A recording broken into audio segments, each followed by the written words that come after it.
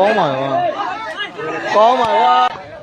ကောင်းသားကျောင်းသားလေးနော်ဆယ်ကောင်းပါရောလဲကောင်းစားရဲ့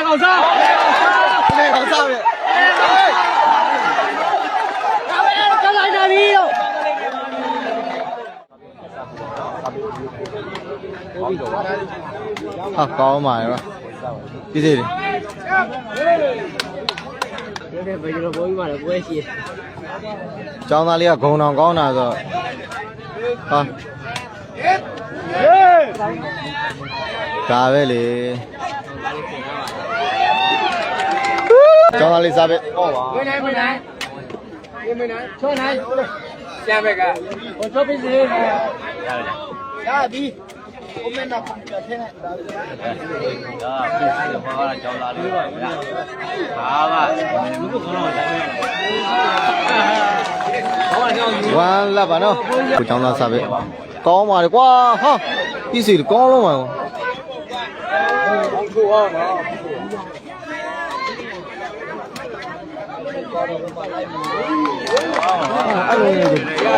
လာဝါမနော်ခီးစားပဲဒီကြလုံးပါဝါဒီကမှာ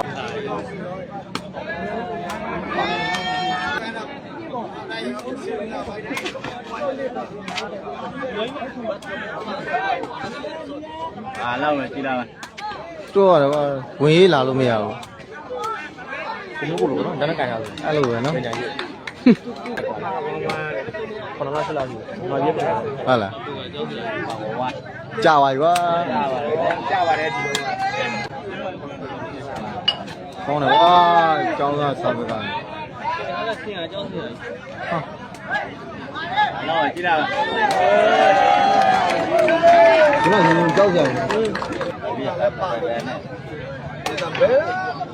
ဘာဘီနေဒီဝါမှာ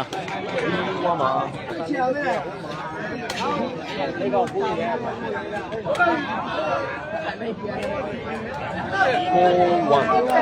ောင်းသားလေးတမတ်ဆက်တယ်နော်ကိုဝမ်းမှာကောင်းပါလေကွာကျောင်းသားဒီလိုထိုးဝမ်းမှာပိုက်ဝမ်းမှာနော်ဟုတ်တယ်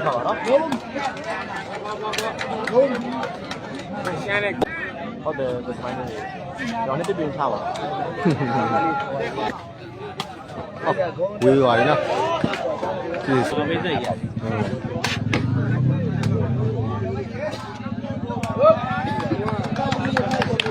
ဒါဘယ်ရောက်ဘောတော့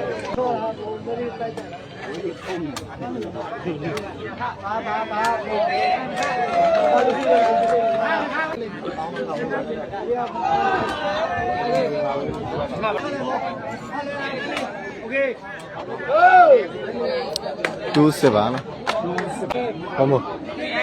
ဒီရပတ်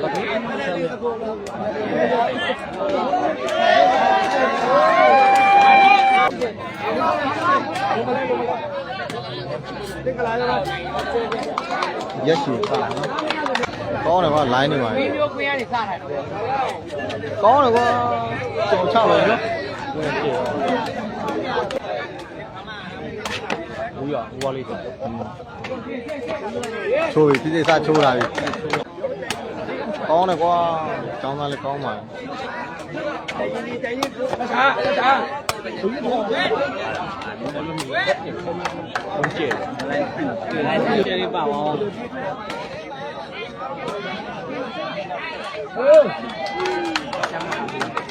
có tỏ ha dám đi đồ tay có đi nó sao rồi cho ra lâu bao đấy nó seven two à lâu thêm u được biết seven two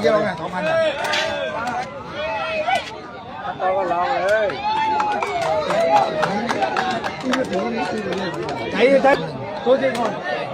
seven two à có nó có đi chợ nó à vâng em mà bảo quê bài nó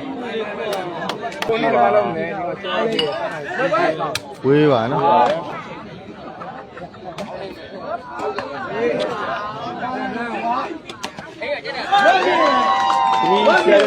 ကဲဆိုကျောင်းသားရှိချတာနော်မကြလာဘူး37မှာစစ်တမတ်တဲ့ဟ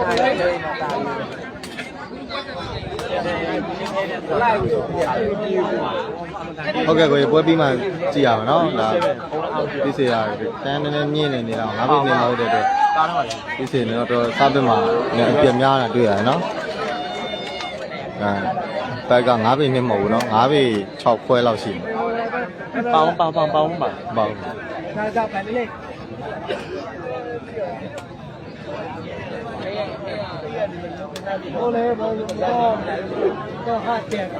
ကိုကျောင်းသားစာပေပါ73ပါဒီမှာလည်းဖွေးတယ်ကြိုက်ကုန်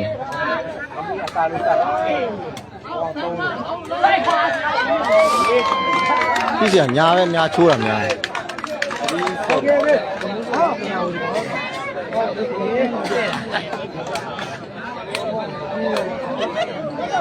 73ပါ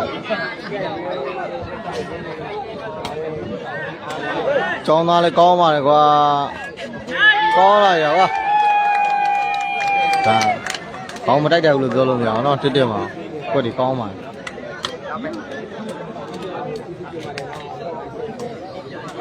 73ပါ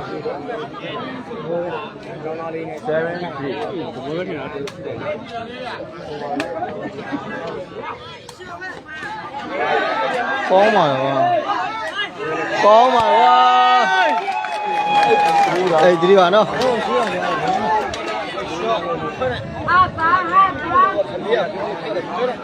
အဲ့ဒီပါနော်10မှတ်3မှတ်ဘွယ်ချိန်မှာဘောရနော်အပေးနေဖြစ်စီပါကွာဟာဒီဗလားအေးလူချက်ရှိတာဟာတော့ဘာလို့လဲဟောအဲ့ဒါလည်းကြက်ငိုင်တဲ့ဖုန်းလေးကွာအခုဆောင်းလေးရပါတကယ်လေးလို့ဒီကတော့ပြရတယ်မင်းကမမသိဘူးလေအဲ့ဒီပါနော်ကိုចောင်းသားငါမတ်တာနဲ့ဥဆောင်နေတယ်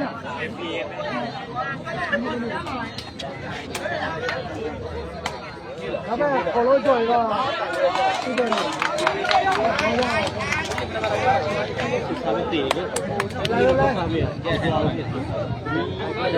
ဒီပါနော်သုံးမှတ်ရှင်းမှတ်ပါ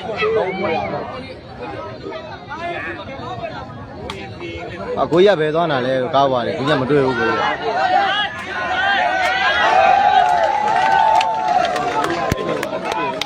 သူတို့ကချိုးလို့မရဘူးလူစီကိုတက်တက်ချိုးလို့မရဘူးဒီကအကွက်နဲ့ဆော့ဟုတ်ရင်လူစီကနီး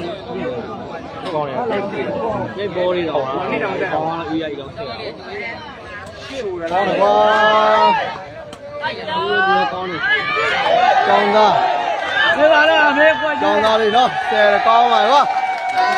93ပါဒီစီဘတ်ဘောနော်ပြီးတော့တွက်လာတယ်တော့ဆယ်ဟ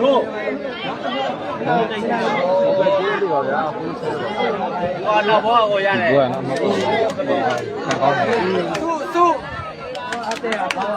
ကိုမတ်3ပါနော်93ပါကောင်းပါကွာပြီးစီကိုမာယာနဲ့အိုး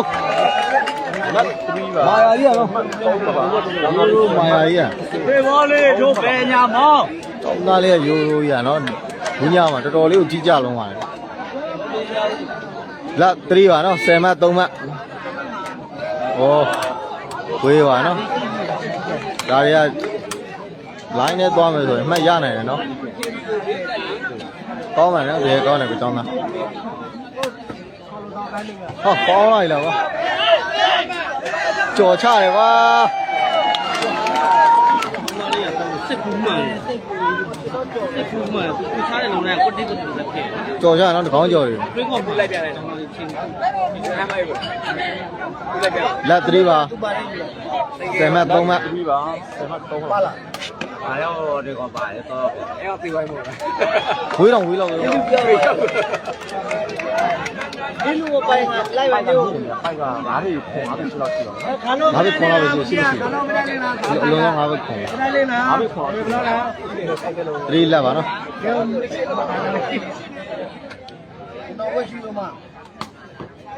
ကောင်းတယ်ကွာကျောင်းသားဖမ်းတာကြီး ပွဲရလဲပွဲကြီးကျဲဗျကျွန်တော်ဒီ national ပွဲမဟုတ်ပဲပွဲကတော့ကျဲ ကောင်းကောင်းအဲ့ဒီတော့ ဖိုးလာပါနော်4မှတ်7မှတ်ဖြစ်စီတမှတ်တက်ပါတယ်ဘယ်လိုဖတ်ဆန်နေ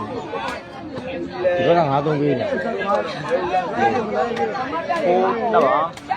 ဒီပွဲကတော့ ကောင်းပါတော့ဖြစ်စီဖြစ်စီရတော့တောင်းသားလေးပေါ့တိုင်းပဲပြန်လောက်လိုက်နော်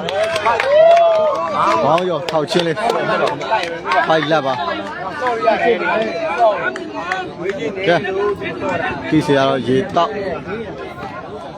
ဘောကတော့ဘေးရတယ်ရေတိုက်နေပါတော့ဖြစ်စီ ရှမ်းတယ်မလားနဲ့အားကစားမလို့ရှမ်းတွေကတားများတယ် ဖိုက်လက်ပါနော်5မှတ်7မှတ် ဟေးဒီကလေးချင်းခါတယ်ကောရလာ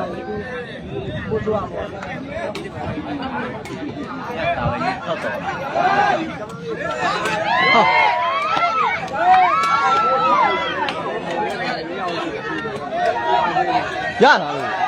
အေးအောင်ဒီကောင်းကရလာလို့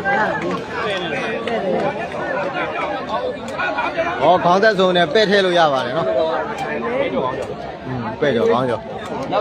လက်ပိုက်ပါကျောင်းသားလေးရဲ့မာယာစားပြီးယူကြည့်ရမယ်နော်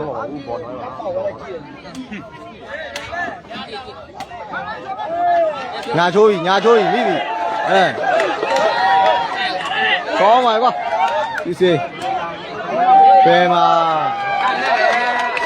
ခိုင်လို့ပဲချတယ်ဘိုးဘောင်းရှမ်းမလေးကြည့်ပါရရပါကဲရှမ်းမလေးတွေအားပေးနေပါတယ်လို့ ဟွာလေးရှမ်းမ ပိုက်လက်ပါနော်ကောင်းလိုက်တာကွာចောင်းသားလေးဘယ်နေလဲ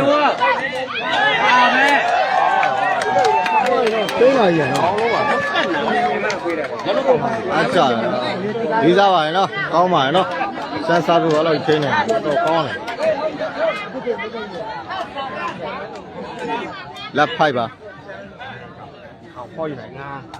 ခေါ်ယူနိုင်ဟုတ်လားဟာပါ ဟိုလိုက်ခေါ်ဟောရလိမ့်မယ်ဟောဘောတပွဲတော့ကြည့်တယ်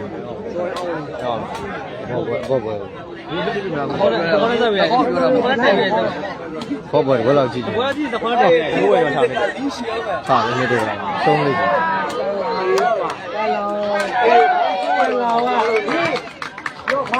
လက်ပါကောင်းမှကောင်းတာဒီကရောခမဘုံ ဖြစ်စီရတော့နော်တီးလိုက်နေပါနော်ရှမ်းမလေးကိုနီးကပ်ပြရပါလားကိုကြီးကျွန်တော်ရေတောင်းနားတဲ့အချိန်ကျကျွန်တော်ယူဆွဲပြီမယ်နော် ရှမ်းမပြုံးလေးအသားလို့ ကိုတော့ဒါဝါသနာပါတာပဲလို့ကောင်းပါအကြောင်းသားဘယ်ကြီးနဲ့တော့ထိမ့်လိုက်တယ်ကောင်းတယ်ကွာကြောင်းသားဘောကလည်းမာယာပါနော်ရှမ်းမလေးကနော်ဖြစ်စီကို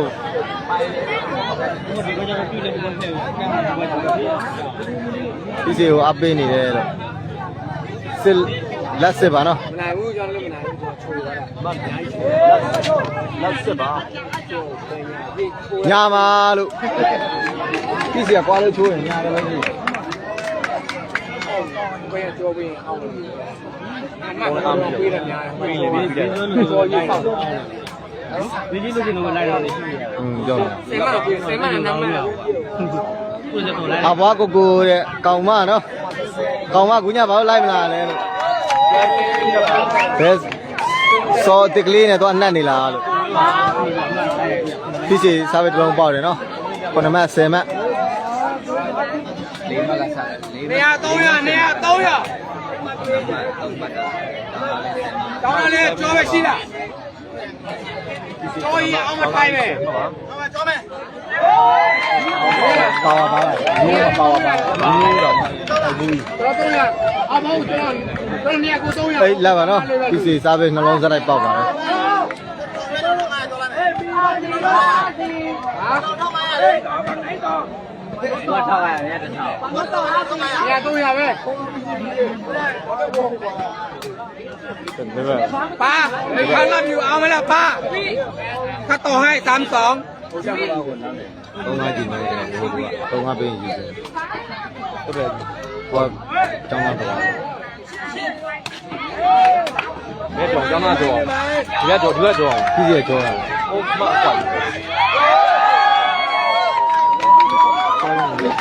နိုင်တော့လာဘာ တက်ပါကိုမ ကျင်းနေလာလောက်ဆိုကျင်းနေလာ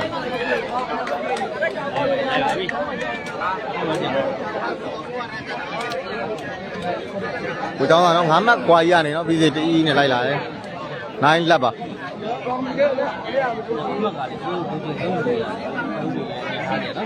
ကိုကြီးကြောက်နေတယ် ပြသူတို့ကမ်းပေးပေါ့ ဟောကျော်ပဲသုံး လေးမစင်တော့ကလာဒီလို ဟောသူဆွဲတာများတယ် 9လက်ပါဖြစ်စီစားပဲ နိုင်လက်ပါ ကောင်းတယ်ကွာ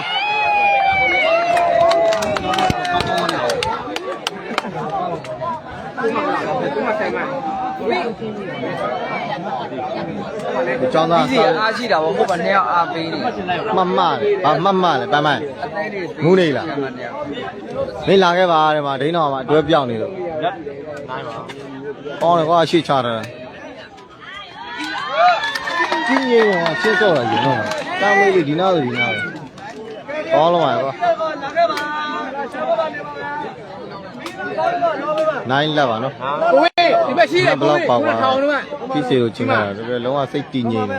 ဗမာမဟုတ်ဗမာပဲချကျော်ပဲ300 200တဲ့ 1500တစ်ထောင် ဟေးကွာ ဗမာပဲကျော်တယ်ဗမာပဲကျော်တယ်လက်တော့ပါမတူ ဟုတ်ပါလေ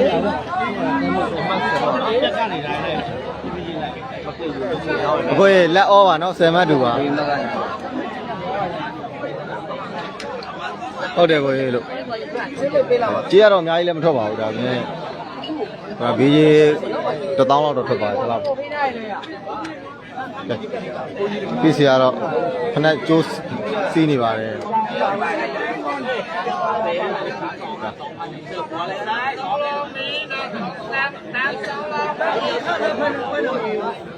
32ลอง32ลอง ဘေးတော့ဘေးတော့မရဘူးဘေးတော့မမှန်မဆက်လောက်ရလား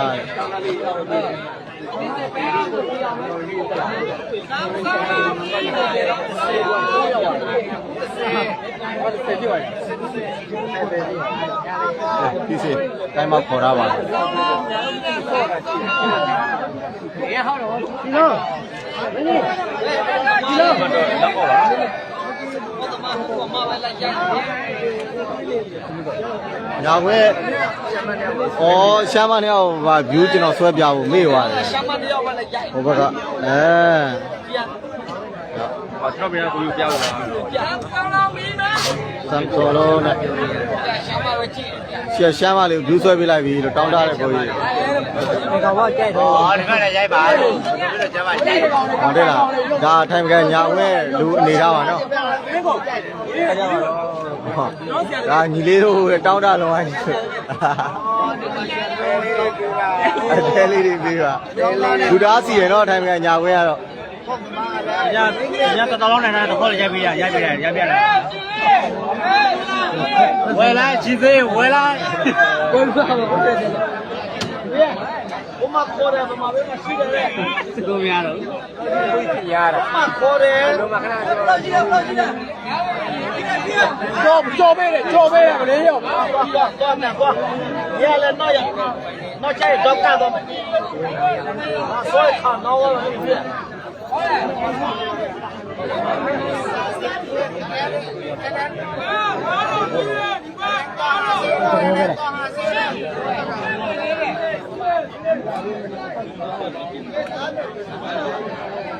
်းကိုဘယ်လိုလာလို့ရလဲဗျာ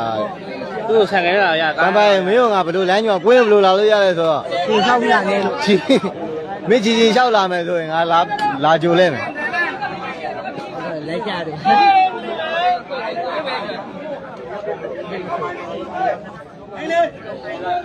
ဟုတ်လေသူ့ပြန်နေလို့ပဲ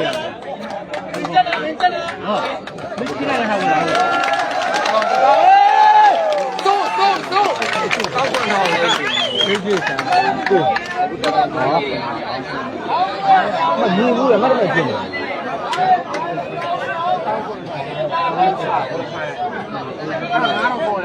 မမတင်နေတယ်တွေးကြီးရအောင်နော်ရှမ်းမရဟိုတွေပါတဲ့ကိုအိုရာပြတော့မသိတော့ဒီကွက်မှာသူတို့နှစ်ယောက်ပဲရှိတော့သူတို့ပဲဝိုင်းငန်းနေကြတယ်ကဲတွေးကြီးတွေအောင်တော့ဆွဲနေပြီည9000လောက်နိုင်တော့တော့ပြပေးရတယ်โอ้ပြပါဦးအပေးရမယ်အဲ့တော့ကိုကမှတောင်းမပါလို့သူလက်နဲ့ကင်လွှင့်ပြတယ်သူတို့ဝါသနာရဖုံးလည်းအားမရှိတော့လက်တွေလည်းညောင်းလာပြီတဲ့မင်းကလေးမရိုက်နဲ့ဒီဘက်မှာလိုက်ရိုက်ဒါအော်တော့လေဗျာ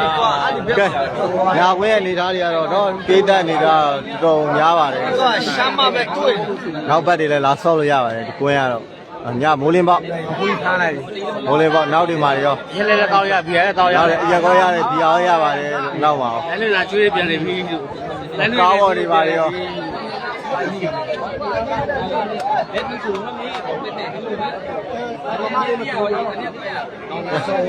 ပြည်စင်တဲ့ဘောကတော့တိုင်မင်းနေဒီပွဲပြီးရင်ဘယ်သူ့ကိုဖောက်ရမလဲဆိုပြီးတိုင်မင်းနေပါတယ်တော့လောင်နားရောက်တိုင်မင်းနေဒီပွဲပြီးရင်ဘယ်သူ့ဖောက်မလဲပေါ့နှစ်သုံးပြေးပြီးတော့တိုင်ခေါ်တော့ပါတော့ဖုံးလည်းအားမရှိတော့ကိုယ်များတကွင်းလုံးမြန်မာတွေပဲနော်ရှမ်းမရှိဘူးနော်တိုင်ခေါ်တော့လေတိုင်ခေါ်တော့လေတိုင်ခေါ်တော့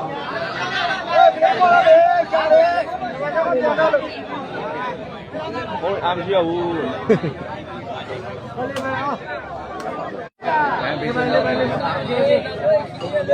ဒီပွဲကိုမေးပဲစောင့်ကြည့်နေတဲ့ဘော်လာတွေအားလုံးမင်္ဂလာပါလို့ဒါတကယ်ဝါသနာရှင်အစ်စ်တွေဒါမိမနေကြည့်နေရဆိုဟိုကပြတ်များရတော့ဒိန်းအောင်ကြည့်နေဒိန်းအောင်ပြန်သွားလားဒိန်းအောင်ပြန်သွားလားဝေဘောဘွယ်ကတော့ရှိတော့ရှိတယ်သူတို့ဖြစ်မလားမသိဘူးတင်းတင်းဒိန်းပြန်လာလားဒီကပြန်သွားရောလိုက်နေမှာသိကြည့်သိခိုင်သွားလားသိကြပါရဲ့ရောလားဒီမှာရှော့မထားကုံပြီလို့လေစိတ်တက်ပဲပြောတော့လားဒါဆိုကွင်းထောင်းတနေရာနေကုံနေပမန်းပဆက်လို့လာဘူးတဲ့မကြီးပွဲကမဖြစ်သေးဘူးနော်မကြီးပွဲဖြစ်ရင်တော့မယ်မကြီးရဟုတ်လို့မကြီးပွဲဖြစ်ရင်ဖုံးဆက်ပြီးနှိုးလိုက်မယ်ဒီနှစ်ဘက်ကတော့မကြီးရနောက်ပိုင်း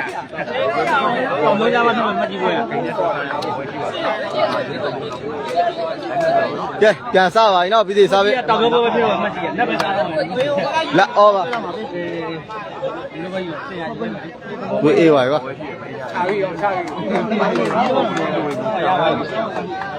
ဝါဆွဲဆွဲရှမရောလား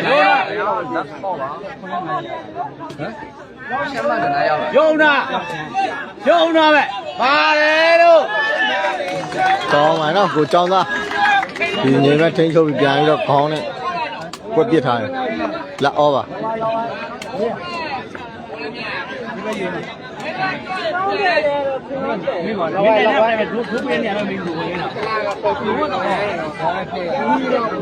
အပြပါကျွန်တော်လည်းနိုင်ပါစေလို့ဆုတောင်းပါတယ်နိုင်စီတင်ပါတယ်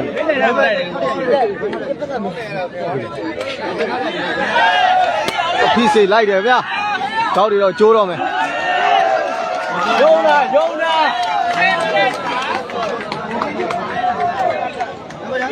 ိုကျွေးရေမင်္ဂလာပါလို့ဟောလက်ပါဟုတ်တယ်မကြည့်ဘူးကန်နေဟို1 2 3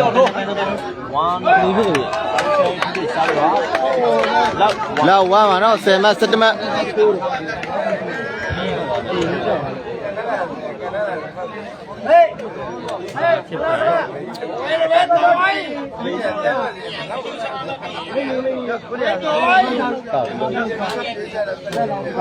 ကဲကျူးမရှိပါဘူးเนาะ10မှတ်17မှတ်တောင်းသားလေးကတမတ်သားနဲ့ဥဆောင်နေတယ်ဖုံးအားလည်းမရှိတော့39တယ်ကွာခုညာ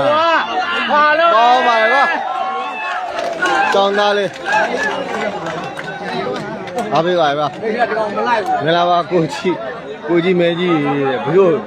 မင်းနောက်တယ်ကွာဘလို့ပြောရလဲမဲကြီးဆိုတာ ဥရောပဥရောပယောဂဆိုးနေကောင်းတယ်ကွာ ဘူးလေးကကြီးကတော့ဘာလို့မလို့နော် ဟာကြောင်းသားလေးဆယ်လိုက်ပြီတင်မှတ်ထားတဲ့လုံးတစ်လုံးဆယ်ပြီးတော့နော်ဘေးကိုပြစ်ထုတ်လိုက်တာနှမျောစရာကြီးနော်ဒီအမက်ကနော်သူ့အတွက်ဒါတမတ်အခွင့်အရေးတစ်ခုကိုသူလည်းနည်းနည်းစိတ်လောပြီးတော့မရှိဘူးကျောင်းသားပဲထောင်ရှိရပေါ့ကျွန်တော်ဒီပွဲမကြည့်ပါနဲ့ကျွန်တော်ရှမ်းပါလေးပဲခိုင်ကြည့်မယ်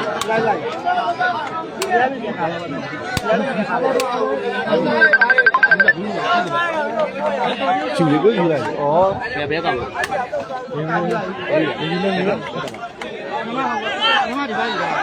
ဟေး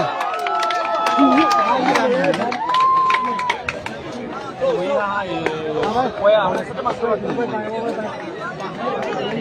ဒီရစီပဲပဲတက်တယ်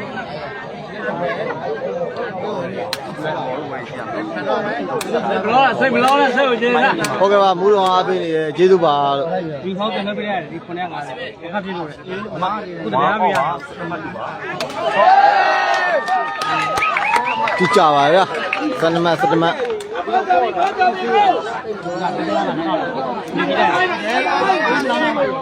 ဟုတ်တယ်ပြလိုက်တယ်โอเคဟုတ်ပါမယ်တော့ဘေးကိုတိုင်းမတော်ဘူးပါမကြီးဘောတည်းပဲလေပါရှင်းနော်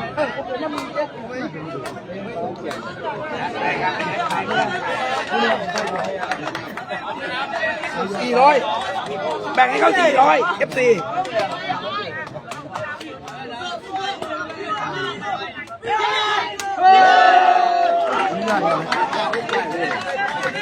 ဘယ်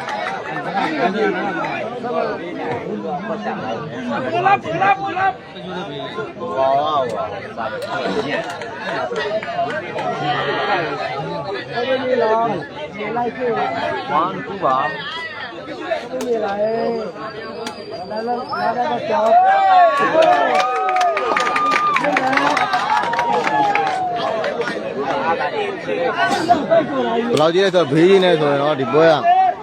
ဒီများပါတယ်စနမတ်ပါအနာပါရှာအနာပါပဲโอ้ย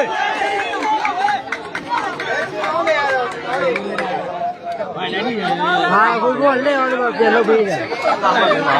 လိုက်တယ်။ပြောကြရှိပါတယ်။ဟုတ်တယ်ဦးရမေ။ဘိုးကကြောင်ကြတယ်။ကြောင်မှလည်းတော့မကမဟုတ်ဘူး။ဒီတိုင်းမခေါ်ကမဟုတ်ပါ။ကိုယ်နဲ့ဆက်ဆက်ဆွေးရဆောင်။ဘေးလူကဒီကမှမဟုတ်ဘူး။ဟိုဘယ်ဘက်တော့ထိုးဘယ်ဘက်တော့ဇိုးထိုး။ဒီရတယ်လို့ရတယ်။ဘာလို့ပြောတော့။ကောက်ကို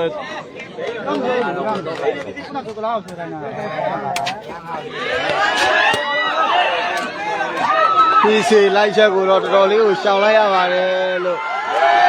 ကောင်းပါဗျာဘယ်လိုအားရလဲတော့ဒီစီဒီလည်းတော့ဟောအဲ့ဒီတိုင်းခကြီးပါမတူပါဘယ်ကောင်ခတ်တာလဲဆိုထိုင်းမကန်ပါပါလို့ဆက်ပြလိုက်ဆက်နေတော့သိပါပြီတခါပြောက်ဖက်သိပါပြီမတူပါနော်စနမတ်တူဖြစ်သွားရင်နော်ဘွဲကတော့ပွဲချင်းကတော့ကိုချော့လိုက်တော့ဟိုကတော့ထိုးရတယ်နော်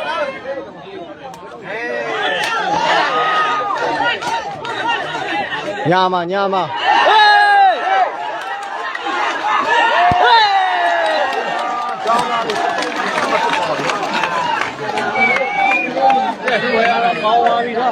ကပွဲတော့ကြည့်ကောင်းနေတဲ့အချိန်ကိုရောက်ရှိလို့လာပါပြီလို့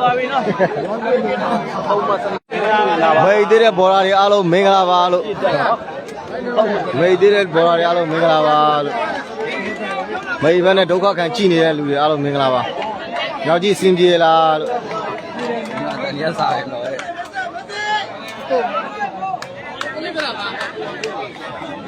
စနမတ်တူပါနော်ဟိုးဒီကောင်ပြောတာ73စနစ်လားကြည့်လာညာမာလို့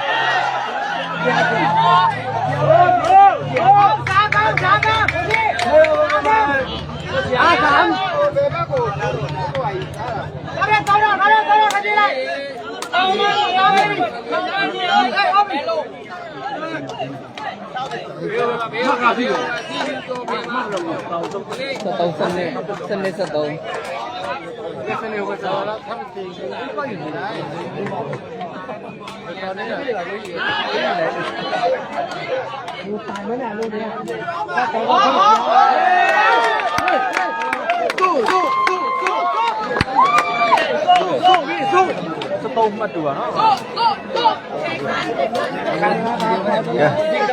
13မှတ်တူอ่ะเนาะဒီမှာဂျူစင်းလို့မရအောင်เนาะဒီညာဝင်းမှာတော့13မှတ်တူอ่ะအားမရှိတော့ဘူးအားမရှိတော့ဟုတ်တယ်ထိုင်လန်สู้ထိုင်လန်สู้ပါဝါပါယူပါပါတော့ကားတော့ပြောတယ်ခိုင်ညာတော့ဘာလဲဘာလဲထင်ရပါတော့ဟာလားတက်ကြည့်ရအဖုံးဟုတ်ရဝေးဟာ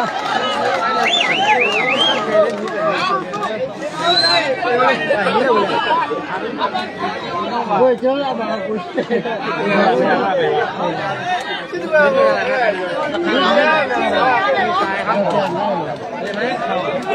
ဝင်လာဝင်အောင်လာဒီပါဟိုကအတီပြောတာဝင်လာဟေးဒီဝင်လာလည်းမဖြစ်ရလေဟေး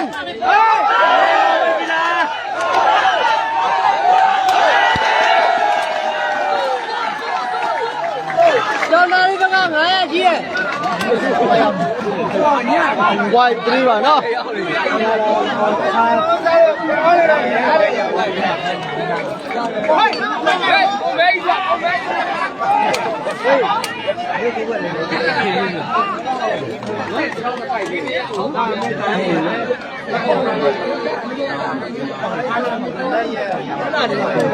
အားလုံးပဲ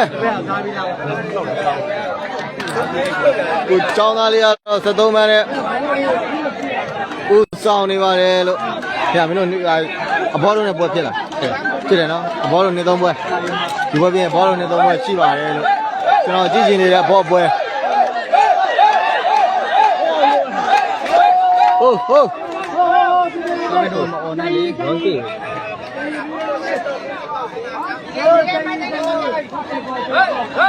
ဘလို့ချေဘောတို့ဖြစ်စေ14မှတ်73မှတ်ကျောင်းသားလေး14မှတ်ကျောင်းသားလေးအချေဘောပါကြီးချေပါပါကြီးစိတ်ပါဘူးလား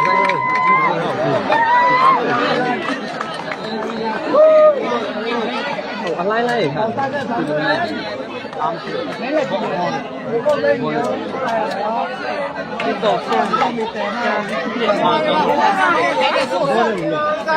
ဘောနဲ့ကိန်းနဲ့ဘောနဲ့ကိန်းနဲ့ဘယ်ငါလိုက်နေ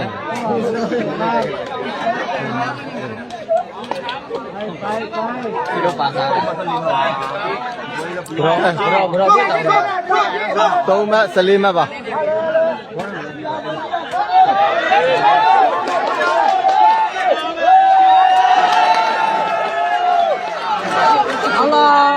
ကိုပြီးကိုရရက်ဆက်လိုက်တာ6လောက်ရတက်နေခါပဲနားလိုက်ရကိုရနိုင်ကဒီကိုနိုင်အောင်လာရမှာပြီ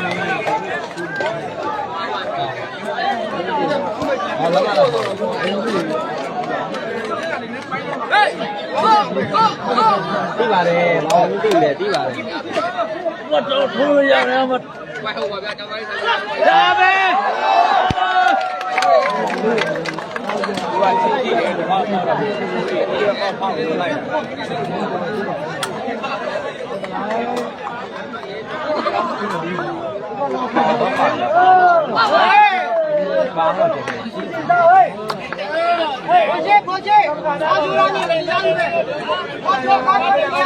ပူရဲဆိုတဲ့ကောင်လေးလို့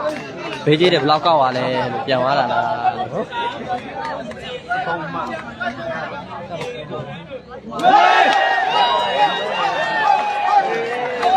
ဟ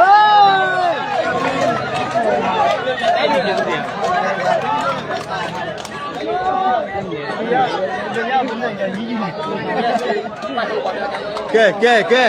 အားလုံးမျောလင်းသလိုပါပဲ